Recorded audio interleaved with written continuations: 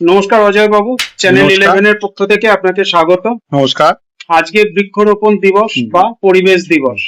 তো আজকে যে আপনি যে গাছগুলো লাগালেন, এটা আপনার মায়ের নামে। তো এই যে মায়ের নামে বৃক্ষরোপণ করছেন, এর অনুপ্রেরণা আপনি কোথা থেকে পেলেন? দেখুন, ভারতের যশস্বী প্রধানমন্ত্রী মাননীয় শ্রী নরেন্দ্র মোদীজি নেতৃত্বে আমাদের আজকে যে 5ই জুন বিশ্ব পরিবেশ দিবসে একটা বার্তা দেওয়া হয়েছে সর্বস্তর স্তরে যে মায়ের নামে একটি গাছ লাগাচ্ছে আজকে। কারণ মা আমাদের সকলেরই প্রিয় এবং মাকে যাতে মায়ের নামে যদি আমরা একটা গাছ লাগাই, শুধু আমরা আজকে এই বিশ্ব পরিবেশ দিবসে একটা গাছ লাগিয়ে দিলাম আর আমাদের হয়ে গেল সেটা কিন্তু নয়। কারণ মায়ের নামে বলা হচ্ছে যে যাতে গাছটা একটা যত্ন নেওয়া হয়, পরিচর্যা করা হয়, যাতে সেই সেই গাছটা একটা বেড়ে ওঠে, তবেই আমরা কিন্তু সার্থক হব। বারবার এই বার্তাটাই দেওয়া হচ্ছে। কারণ আপনারা সকলেই জানেন যে আজকে বিশ্বে যে উষ্ণায়ন যেভাবে বেড়ে চলেছে, তো আগামী দিনে আমাদের কিন্তু ক্ষতিকারক ব্যবস্থা। যদি আমরা সবাই দায়িত্ব নিয়ে একটা করে গাছ না লাগাই মিনিমাম, তাহলে কিন্তু পরবর্তীকালে আমরা কিন্তু এই পৃথিবীতে বাস করতে পারবো না, এই যে উষ্ণায়নের জন্য। এই বার্তাটাই প্রধানমন্ত্রী আমাদের দিয়েছে। পরিবেশ রক্ষায় এই রাজনৈতিক দলের ভূমিকা কতটা, আপনি কি মনে করেন? দেখুন, আপনি পরিবেশ রক্ষায় একটা তো রাজনৈতিক দল হিসেবে যেহেতু আমরা সরকারে আছি, তার অনেকখানি দায়িত্ব আছে। আজকে পশ্চিমবঙ্গে যে নতুন সরকার হয়েছে, মাননীয় মুখ্যমন্ত্রী শুভেন্দু অধিকারীও কেন্দ্রীয় সরকারের মতো সঙ্গে তারা তারা যে আজকে গোটা ভারতবর্ষে যে মায়ের নামে একটি গাছ লাগাবার জন্য সর্বস্তরে সরকারি, বেসরকারি এবং সাধারণ মানুষকে উৎসাহিত করছেন যে তারা যেন গাছ লাগিয়ে এই উষ্ণায়ন থেকে মানুষকে মানে করেন, বাঁচাতে পারেন।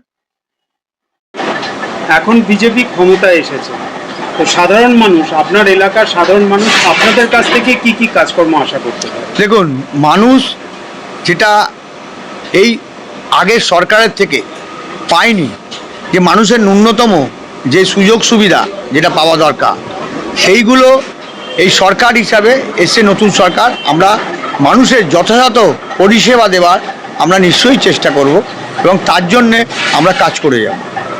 নির্বাচনের আগে যে প্রতিশ্রুতিগুলো দেওয়া হয়েছিল, সেগুলোর মধ্যে আপনি সব থেকে অগ্রাধিকার কোনগুলোকে দিতে চাইছেন?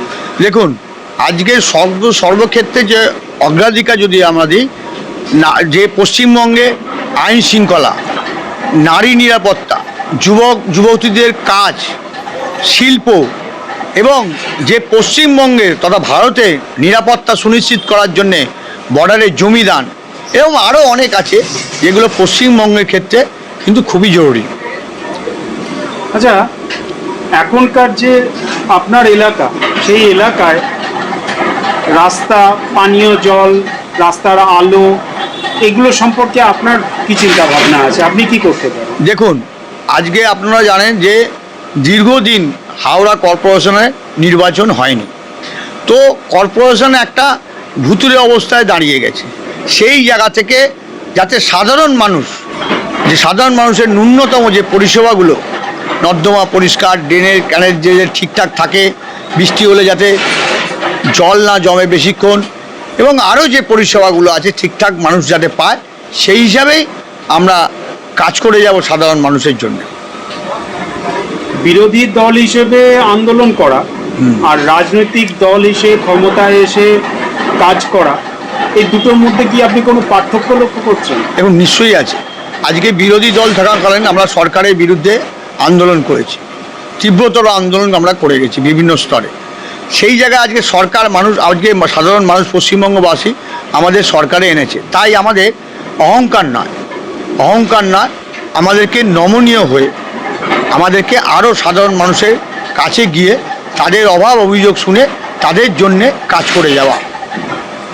নির্বাচনের সময় আপনারা বলেছিলেন যে দুর্নীতিমুক্ত সমাজ, বাস্তবে কতটা হচ্ছে? দেখুন,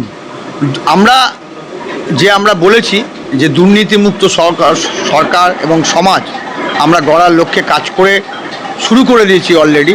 আপনারা দেখবেন রাস্তাঘাটে যে আপনারা মানুষ যে সমস্যার সম্মুখীন হচ্ছিল, আস্তে আস্তে সেগুলো সমাধান হবে। দেখুন, আজকে দুর্নীতি তো আপনি জানেন একদিনে যখন হয়নি আর একদিনে মিটবে এটাও না, এটা একটা কন্টিনিউ প্রসেস। এবং আপনি জানেন আমাদের ভরসা আছে আমাদের মাননীয় নরেন্দ্র মোদীজি প্রধানমন্ত্রী, উনি আজকে 15 বছরে কাছাকাছি উনি সরকারে আছেন, 12 বছর আজকে পালন হয়ে গেছে। তো সেই জায়গায় আজকে কেউ বলতে পারবে না যে নরেন্দ্র মোদীজির নেতৃত্বে কেন্দ্রীয় সরকার দুর্নীতিগ্রস্ত। যেটা আগের সরকার, কেন্দ্রীয় সরকারের নামে অনেক কেলেঙ্কারি সাধারণ মানুষ অর্থাৎ সবাই জানে। তো এই সরকার আজকে 12 বছর হয়ে গেল, কিন্তু কেন্দ্রীয় সরকারের নামে একটা দুর্নীতি কোনো রকম প্রমাণ করতে পারেনি বা হয়নি। সেই স্বচ্ছভাবে প্রধানমন্ত্রীর নেতৃত্বে আজকে কাজ হচ্ছে। তেমনি এই সরকারও, আজকে পশ্চিমবঙ্গের সরকার, সেই স্বচ্ছভাবে এবং কাজ করে যাবে, এই আশাটাই রাখে। আপনি অনুগ্রহ করে দর্শকদের একটু বলুন ছোট করে যে বিজেপির নতুন শাসনের মূল লক্ষ্যটা কি? দেখুন, আজকে পশ্চিমবঙ্গে বিজেপি যে আজকে দায়িত্বভার নিয়েছে, মূল লক্ষ্য যেটা হলো আজকে ভারতে দেশের অখণ্ডতা, নিরাপত্তা এবং সামাজিক যে ন্যায় আছে বা ন্যায় নীতি, এটা প্রতিষ্ঠিত করা, এই লক্ষ্যে আমরা কিন্তু কাজ করে যাব।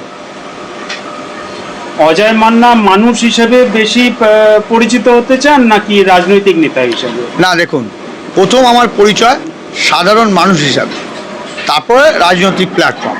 তো আমি বেশি পছন্দ করি সাধারণ মানুষ হিসাবে, সাধারণ মানুষেরই পাশে থাকা। ধন্যবাদ অজয় বাবু, চ্যানেল 11-এ থাকার জন্য। ধন্যবাদ।